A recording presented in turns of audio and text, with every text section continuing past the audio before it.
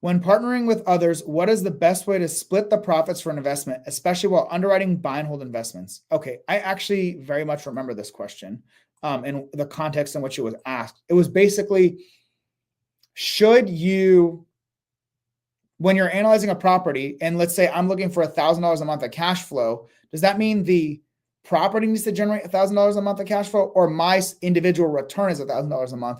Because if you're bringing on a partner and they're funding the deal, well, you're going to end up giving them some of that cash flow, right? So I think the best way to do this is to actually do it over the spreadsheet. So let me do that. Let me pull up the spreadsheet and I'll talk through some things. Okay, so if you're having a partner come into the deal, there's the two main ways of buying real estate using none of your own money is to have a private money lender come in and cover all of the entry costs, renovation, like the entry costs, which is going to include the cost to acquire it, the down payment, agent commissions, closing costs, cost to renovate the property, set some reserves aside. A private money, when you're raising that money, the entry cost, a private money lender is lending you the money. Let's say it's $100,000 to get into this deal. They're lending you $100,000 for a fixed interest rate return on that money. So they're lending you $100,000 at usually 12% interest rate. You're paying them that interest every single month, quarter, whatever, but 12%, you're paying them that. Put it into perspective, $1,000. Let me see if there's an easy way to show you this. $100,000 entry. I don't know if I was saying 1,000. $100,000 entry at 12% translates to $12,000 of interest for the year, right? Because you're paying interest only payments. That's 100,000 times 12% is $12,000. That's how much interest you're paying for the year to them. You break that down, that's $1,000 a month, right? 12,000 divided by 12 is $1,000 a month that you're paying in interest to your partner. So if your deal is generating $1,000 a month and you're paying a private money lender $1,000, we are making no money in cash flow because you're paying them the same amount that you're making each month in interest. So you want deals that make more than that, right? So just to put it into perspective, that's what a private money lender is. You're paying them interest rate return on the loan that they're providing you to get into the deal with none of your own money. A private money partner is something different. A private money partner is someone who brings the funds, that same $100,000, but instead of them being guaranteed a 12% return on their money, what they're getting is ownership of the asset. So let's say you do a 50-50 split with them, just for easy. Let's say it's a 50-50 split, which means you're also going to split your cash flow, your profit 50-50 in that scenario. So if you're generating $1,000 a month of cash flow, you get 500, your partner gets 500, all the ownership benefits, equity, tax benefits, you guys split 50-50. The difference with a private money partner is if you end up making $800 that month, right, as opposed to a private money lender, we have to pay them $1,000 a month of interest on that loan. If you're with a private money partner and you only make $800 that month, you guys split the 800 50-50. So it's 400. Where if it was a private money lender and you only made $800, you'd have to pay them the $800 you made plus $200 extra dollars just to make them even on their interest. But on the flip side, if you have a property that is generating $1,200 a month and you're splitting 50-50, now you're paying your partner, your private money partner, $600 a month, and you keep $600 a month. Hopefully, I'm just trying to articulate the difference between a private money lender and a private money partner. We're going to get into the spreadsheet and kind of talk about how I determine how to analyze deals, because that's going to be very foundational for this. So, or how I determine, or what I'm looking for when I'm underwriting a deal and understanding how that works with partners. So let me share screen. Make sure you can see well.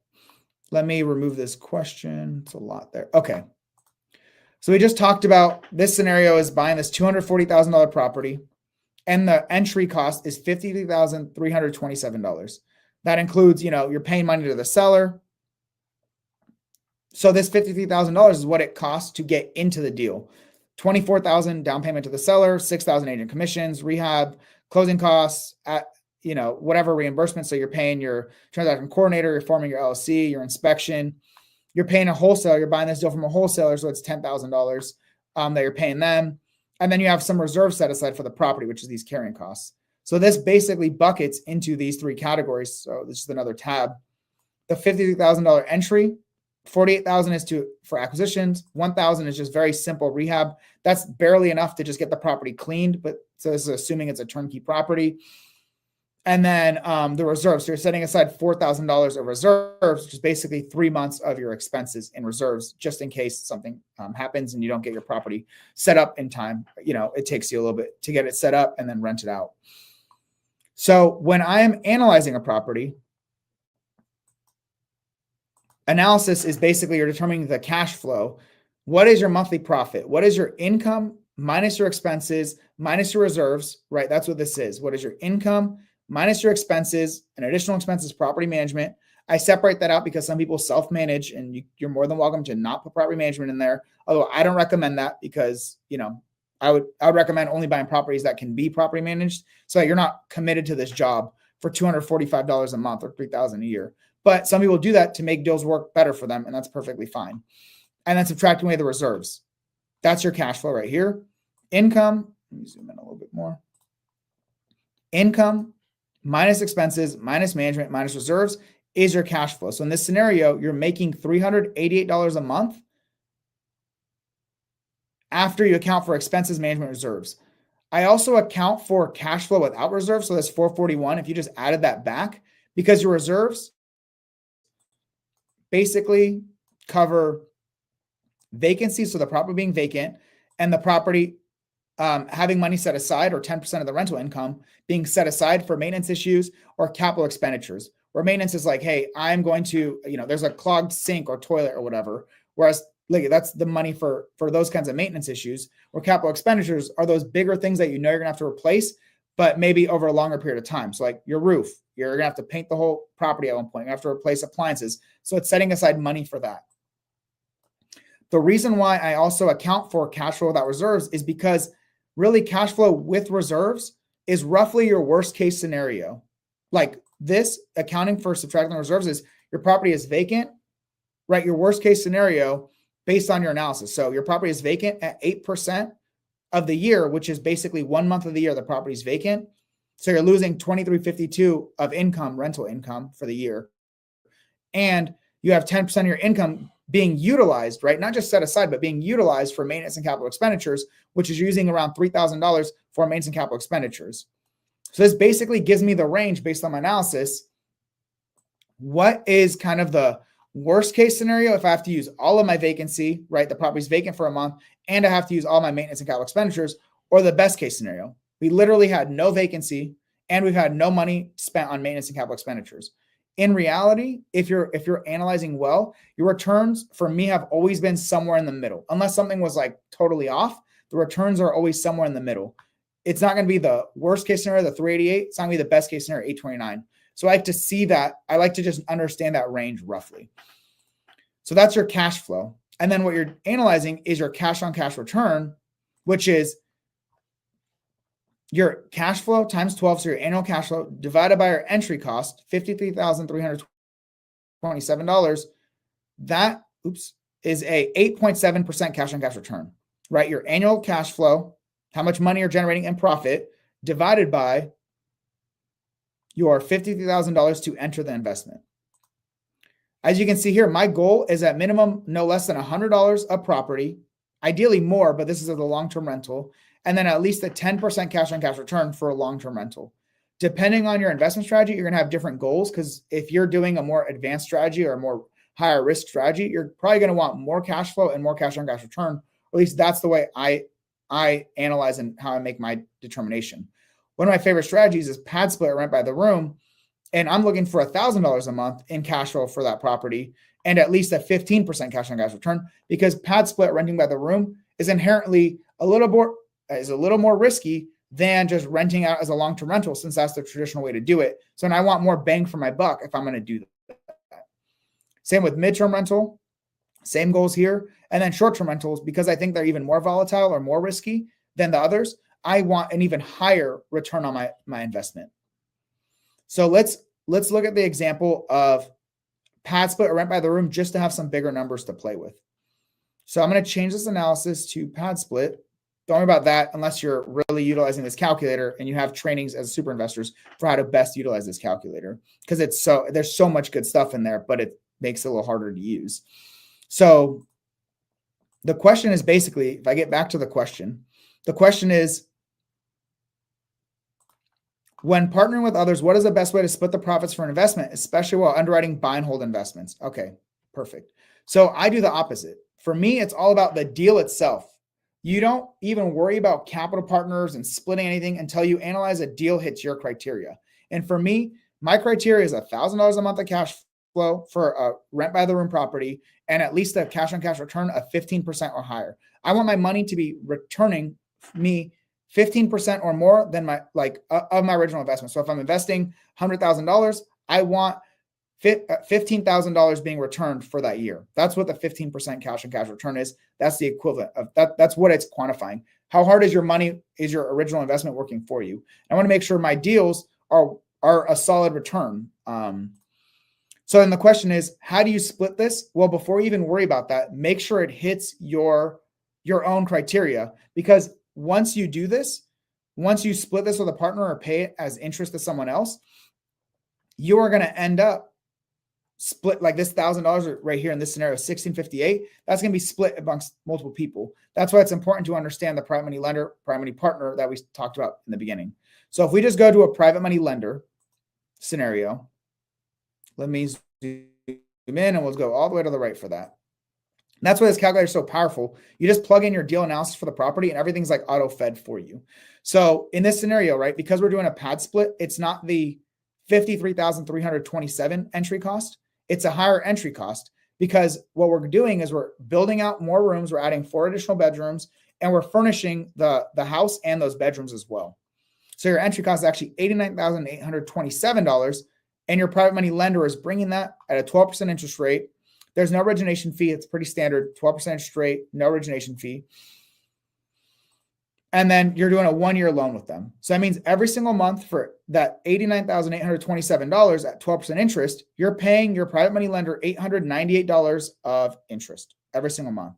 So annually, this times 12, you're paying $10,779 of interest towards your private money lender. So then you want to make sure your cash flow is positive, right? You want to make sure that your property is 700, or this number is positive, because this is your income right here. This is your income right here, minus what you're paying in interest to your private money lender. That's what this monthly cash flow is left over. You want this to be positive. If this is negative, that means you're paying out of pocket to pay your private money lender. And so this shows you what your cash flow looks like. And because you put none of your own money, your returns are infinite. If it's annual cash flow divided by the money you put into the deal, well, you put no money into the deal, so your returns are infinite, although the deal's returns are not infinite, right? And it's a very easy rule of thumb is if you're going to pay a private money lender 12% interest rate, that means your cash on cash return has to be at least 12%. Otherwise, you will not be able to pay your private money lender 12%, because these numbers are the same. Your cash on cash return is actually the same as this number. No, it's you can compare it to this. You compare your cash on cash return, 22.1.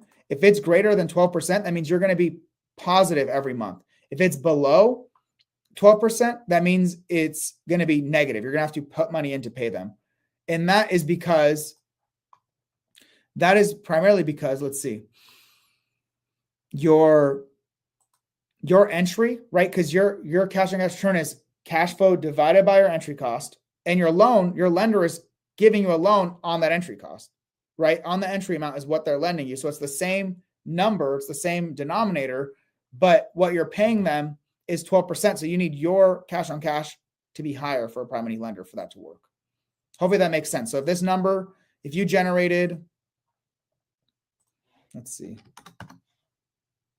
let's keep going lower. So if you generated 9%, or let's get really close. 10.9%. So we're pretty close to 12%. You'd be negative $85 a month of cash flow, right? So as long as your cash on cash return is greater than the interest rate you're paying a private money lender, then you are going to be net positive each month after paying a PML. If it's less than 12%, then you're going to be at a net negative. That's why I look for a 15%, because I know I'm paying them. I can pay my private money lender. I can pay my private money lender, and then I have some money left aside for me, right? So if we have a slower month, we have higher maintenance or whatever, I also have that wiggle room that I can still pay them with the excess profit. So when I'm using a private money lender, I like to see at least the 15% so that I know that my deal, right, the deal is generating at least 15% so that I know that I'm not coming out of pocket, even if there's a little bit of volatility during my ownership period on that asset. Different for a private money partner. Or, any questions on the private money lender side of things, or can we just, I'm gonna get into the private money partner. We'll get into the private money lender questions if you have any afterwards. So then for a private money partner, it's different. Similar concept. All this analysis is the same. And what you need to do is understand that in this scenario, you're not paying them a fixed interest rate return, which in this scenario was $898 a month interest. You're paying them based on the ownership split, right? So you are splitting this with them based on the ownership split. What you need to understand then is the cash on cash return that your partner, that they're going to get, is that something that they're willing to move forward and lend you money for, right? That's basically what the barometer there. And a lot of cash on cash return, like private money partners, what they're looking for is 8% or higher. So if your deal is not generating at least 8% cash on cash return, splitting that is not going to allow your partner to get at least 8%. If you're generating like 10 or 12%, potentially you can get there. You can get to that. You can get to that 8%, but you're probably going to have to give them more of the overall cash flow to get them to that 8%. So if I would still set your cash on cash return higher than whatever your private money partner is looking for, because when you split it, they're the ones putting all the money in the deal. So their return is going to be lower because they're not getting 100% of the cash flow. If you get 100% of the cash flow and you put in 100% of the money, that's what 22.1% is. But if they're putting in 100% of the money and getting a portion of the cash flow, well, they're going to get a lower cash on cash return than the deal itself. For you, it's still infinite because you're putting no money in the deal. So let's do a regular 50%, 0% preferred return. I'm not getting into the weeds of that, but they put in $89,000, $827 for you guys to buy the deal. You put in no money, but you found the deal and you put all this together and you're the experience on the deal. You're each getting $9,947 of cash flow for the year. Each of you guys are getting that. You're just splitting the total cash flow for the property 50-50. And then you guys evenly split the ownership benefits. So you guys are paying down the debt on the property every month. Your tenant is paying you rent. You're using that to pay down the mortgage and other expenses. And part of that mortgage payment is you guys are paying down the debt, or your tenants are paying down the debt for you. You guys split those benefits because they own 50% of the property just as you do. The property is going to appreciate in value. It's going to increase in value over time. On average, it's around a 5% return. My calculator, I set it to around a 3% return, but you can change that very easily by saying property will, property appreciation. So my analysis is at 3%. You can change that to 5%, which is kind of the national average. But if you know anything about the way that I analyze, I like to be more conservative, under promise, over deliver. So I'd rather say we're going to go 3% and it goes up 5% and we all make more money, right? As opposed to saying, hey, it's going to be perfect. And then it's not. And now you're kind of, you didn't mean to, but now you misinformed them on the investment. And then you also get tax benefits as well. You guys are splitting that 50-50.